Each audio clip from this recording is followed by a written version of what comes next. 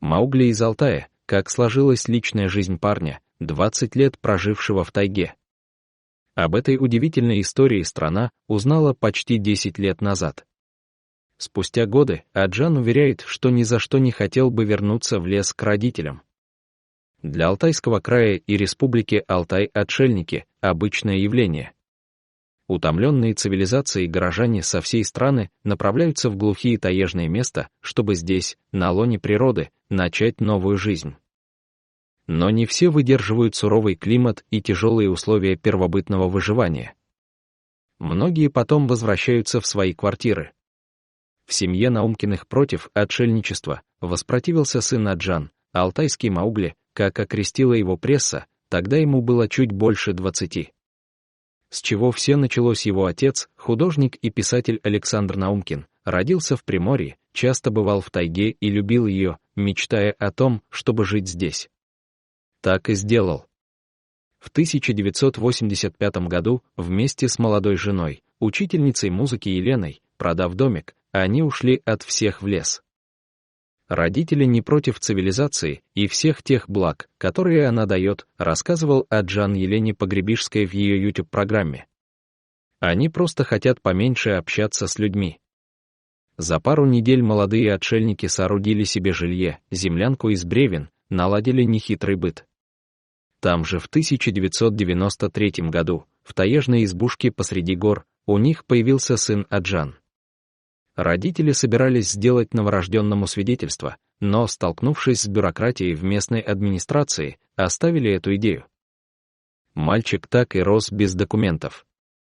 А когда ребенку было 4 года, семья выбрала новое место для жительства, поселившись в окрестностях городка Белокуриха, что в Алтайском крае. Там мягче климат и плодороднее земля.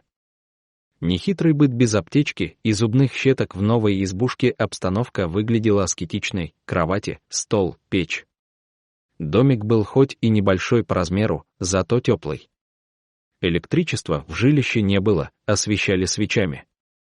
Удобство: на улице, там же можно было организовать водные процедуры. Зимой, чтобы искупаться в доме, нужно было предварительно накрыть земляной пол пленкой, чтобы не развести грязь. Журналисты потом с удивлением писали, что ни аптечки, ни зубных щеток в семье не было. Но отшельникам это было не нужно, они почти не болели. Питались тем, что выращивали на огороде. Кстати, не только картошку, морковь и капусту, но и арбузы, дыни, даже виноград и киви. В лесу собирали грибы, ягоды и травы, этим торговали в городе. На вырученные деньги закупали все необходимое. Те, кто бывали в гостях у отшельников, подтверждали, что в семье всегда было много припасов: тушенка, крупы, заготовки на зиму.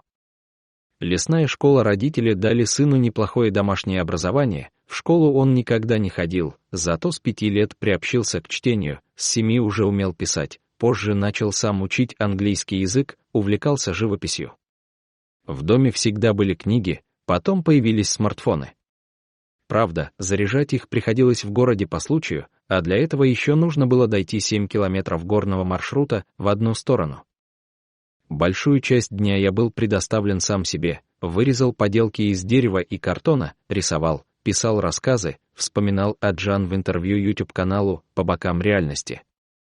Поближе к людям о том, что он хочет жить в городе, Аджан говорил давно своим родителям, но они возражали: мы не сможем привыкнуть к запахам бензина, шуму. Однажды Наумкины отправились в Приморье, а сын наотрез отказался. Тогда родители оставили ему записку: ты уже взрослый, живи как знаешь. Но для самостоятельной жизни алтайскому Маугли нужно было сначала оформить документы, пришлось обращаться в прокуратуру. А уже с паспортом на руках Аджан перебрался сначала в Бийск, где поступил на курсы бариста, потом в Новосибирск.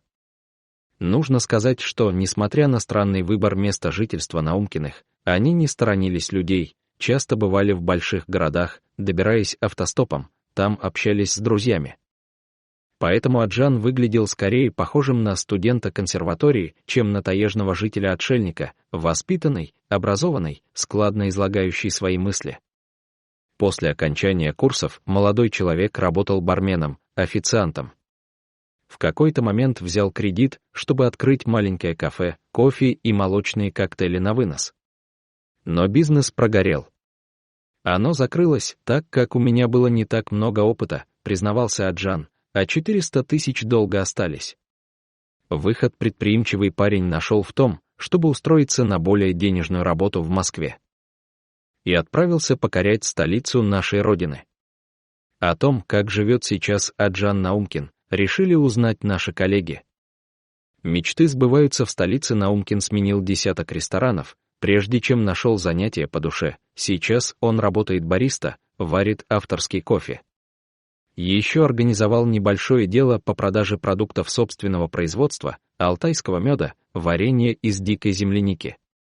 А в свободное время Аджан пишет маслом картины, которые пользуются спросом и тоже приносят определенный доход. В столице Аджан встретил свою любовь, с коренной москвичкой Валерией он познакомился на работе. Он яркий, очень веселый, эмоциональный. У нас много разных совместных интересов, признается Валерия.